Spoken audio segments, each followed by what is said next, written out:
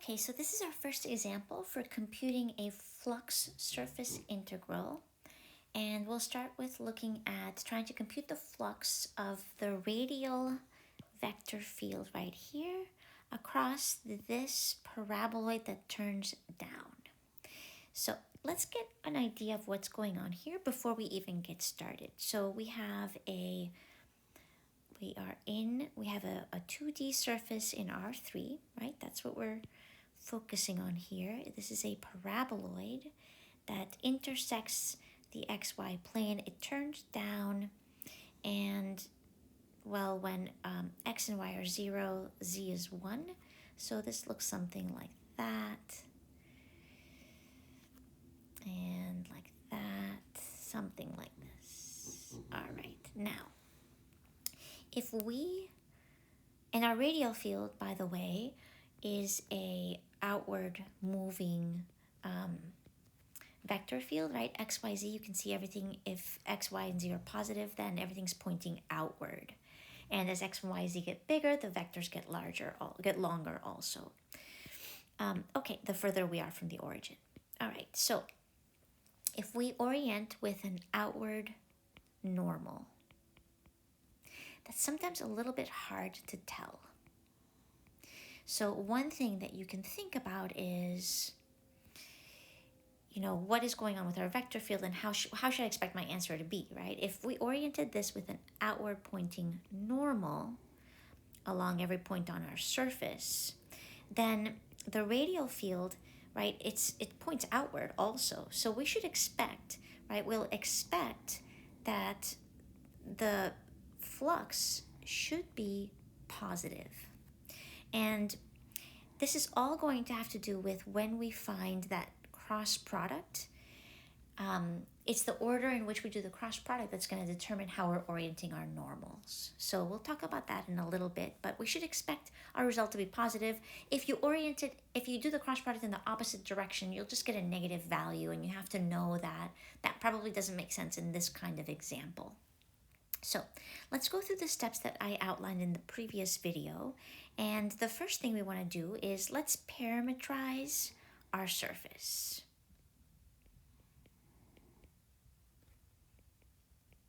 So I have a surface here that has the paraboloid, it has circular cross sections or circular traces, and it's symmetric about the z-axis. So it makes sense to me to think about polar coordinates,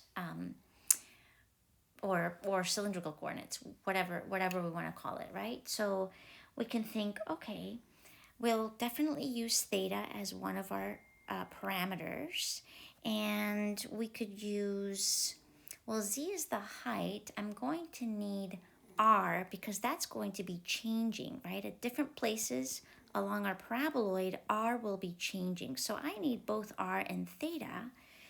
And the nice thing here that you can see is that z can actually be written in terms of r.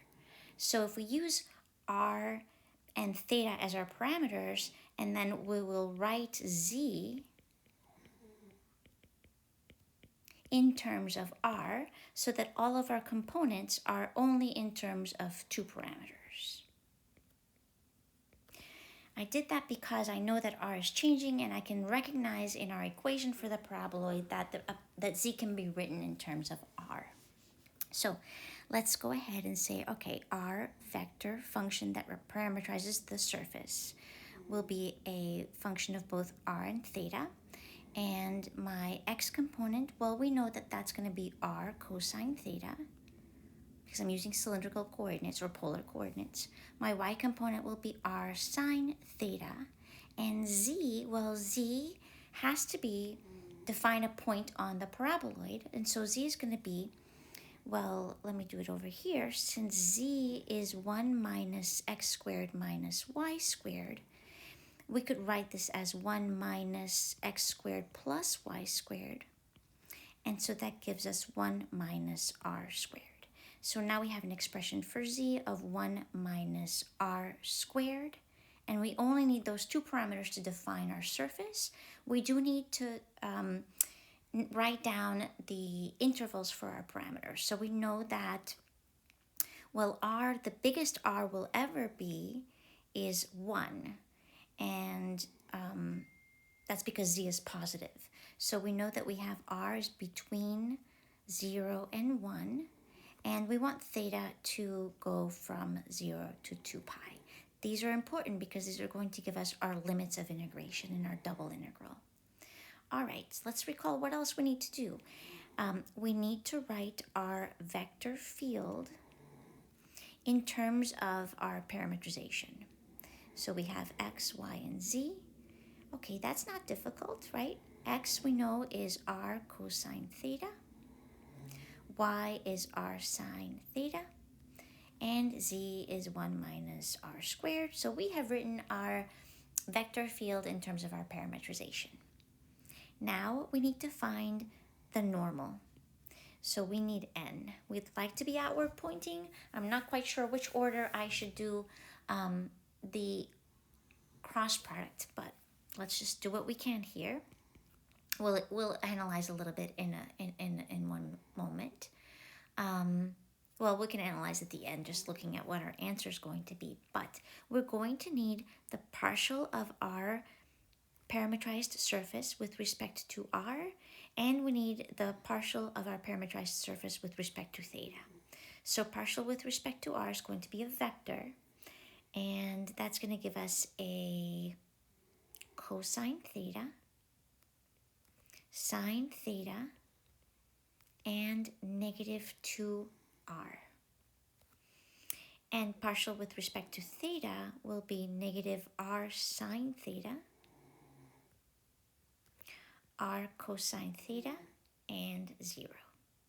And now we need the cross product of these two vectors. So I'm going to do cross product with the partial with respect to r first and then theta. And we'll see what happens. So we've got I, J, and K. And we have a cosine theta, sine theta, and negative 2r. Then negative r sine theta, r cosine theta, and 0. And so that will give us, let's see, we have 0 minus a negative 2r squared cosine theta. So that's a positive 2r squared cosine theta minus j, and we get a 0 and a negative 2r squared sine theta, and then plus k, and there we get r cosine squared theta plus r sine squared theta. And I'm just going to rewrite this as 2r squared cosine theta plus, comma, positive 2r squared sine theta, comma, r. Because if I factor r out here, we have the Pythagorean identity, cosine squared plus sine squared is 1. Okay.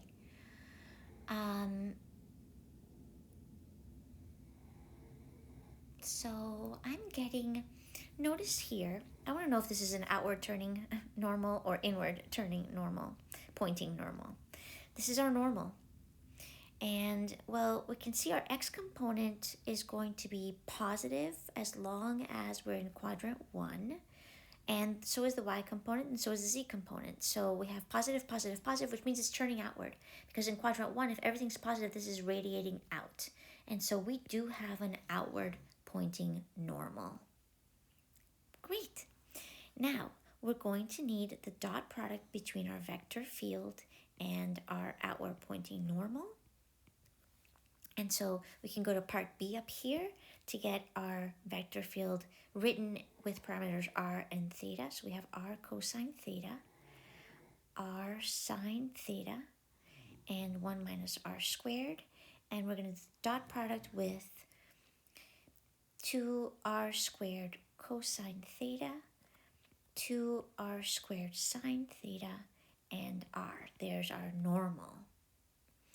And so this is going to give us a 2r cubed cosine squared theta plus 2r cubed sine squared theta plus r minus r cubed. I just did the dot product, and I can see here that if we factor out a 2r cubed, we'll have the Pythagorean identity. So that's just a 2r cubed times cosine squared plus sine squared, which is 1, plus r minus r cubed, and that just gives us r cubed plus r. Now it's downhill from here because we're ready to set up our double integral, our surface integral. Let's recall that this flux integral will be the dot product of f dot n ds, which equals, well, let's go back. Our parameters are r and theta, and they're both between constants, so order doesn't really matter here, but I like to do theta on the outside. So we'll have 0 to 2 pi, integral 0 to 1, and this is just r cubed plus r, and that's going to be dr d theta, because we've used our area element for the surface. And so we'll do the inner integral first. So that's going to give us r to the 4 over 4 plus r squared over 2 from 0 to 1 d theta, or integral from 0 to 2 pi, and this is 1/4 plus 1/2, which is 3/4 d theta.